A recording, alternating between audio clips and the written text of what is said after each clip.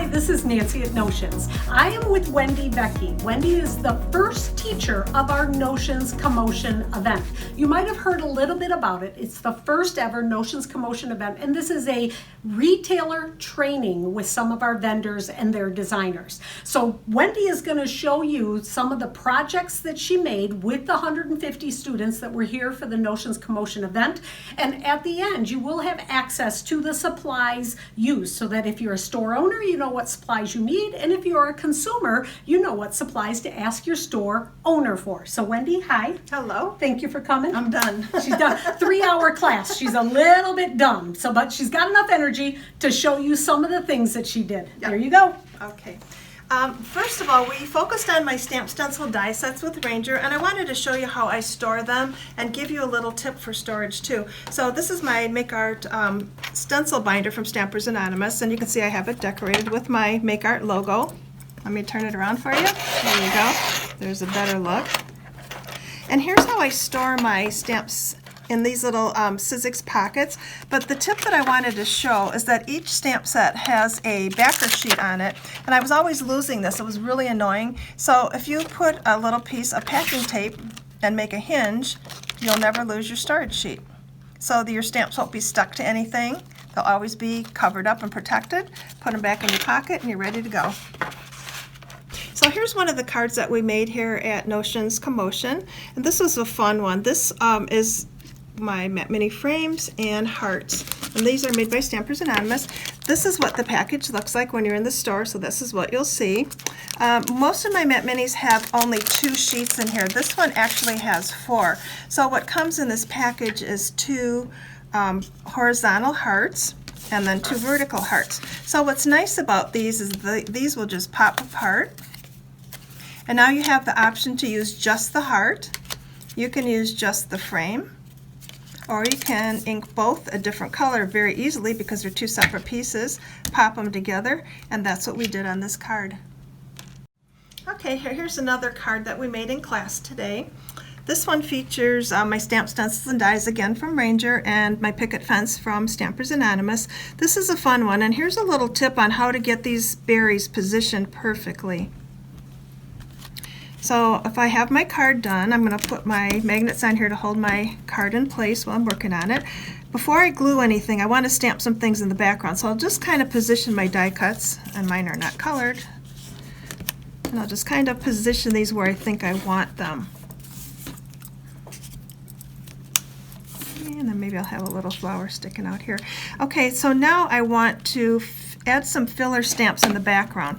So the question is, or the problem is, once I take those off of there, it's like, where do I want this stamped? So again, if I put this back on here, put my little pieces back in place. Now you want to take a clean stamp. So this is a little berry stamp, and I think, okay, I want these berries coming out from underneath that little daisy. All right, so if I take my acrylic block now, and if I line it up with the corner of my card so it's perfectly square on here, I'm going to pick up the stamp, and now when I get rid of all my die cuts, I know exactly where this is going to stamp, so this is going to be perfect. So this time I'll put the magnets out of my way. I'll ink this with Jet Black Archival, and you'll see that when I line up my grid block with my card, so corner is perfectly square, I can stamp now, and those berries are going to be exactly where I want them. They're not going to be too high, like floating above the fence. They won't be stamped too low so that you can't see them. They'll just be in the perfect spot. So that is my tip for positioning stamps with the acrylic block. So let's take a look at these cards that we made in class today. If you notice the little dots on each one of these projects, I am addicted to dots, and I guarantee you the people in class now are addicted to dots. So you'll see dots on every single card that we made. And if you look at them, they're all consistent, they're all the same size, and they're cuter than snot. All right, so here's how I do this. You can use this technique with the enamel accents or with liquid pearls. This works the same with either product. And here's how I do that. So I'll take some of my liquid pearls, put some on my craft sheet, and it takes way less than what you think. You can get drops right from the bottle. This here would probably take an hour to dry, and I guarantee you I would put my hand in it. So the tip that I use is a dry embossing stylus. So now I just dip into the perfect pearls, dip onto my card, and my dots are consistent and perfect every single time. So I could do teeny tiny dots with the other side if I want to. The nice thing about this is that these guys will dry in about 2 minutes. They're still raised and dimensional. They're still stinking cute. They make adorable accents, and I love them. And this makes it a perfect way to do them with the dry embossing stylus. So here's another thing we learned at Notions Commotion today, is the importance of the detail blending tool. This little tool is life-changing, and if you look at the example here, this little teeny tiny sunflower has awesome shading, and you can only do that with the detail blending tool. So I can take this little tiny tool and I can just swipe it in and add shading wherever I want.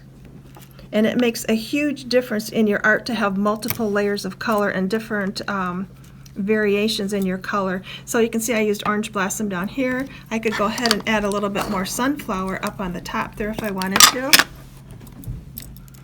And again, this is not possible with the regular Ranger tool because it kind of blocks your whole field of vision, where this little guy I can see exactly where I'm adding my ink. So super fun. If I want to add a little bit more to my butterfly down here, you can see the difference it makes. A huge, huge difference. You can see the detail on here. This was done with the stencil, but you can see that there's prickly pear and there's also fern green here. So that little bit of detail makes a huge difference in the finished product. Well, thank you very much, Wendy, for bet. sharing your tips, for sharing your projects.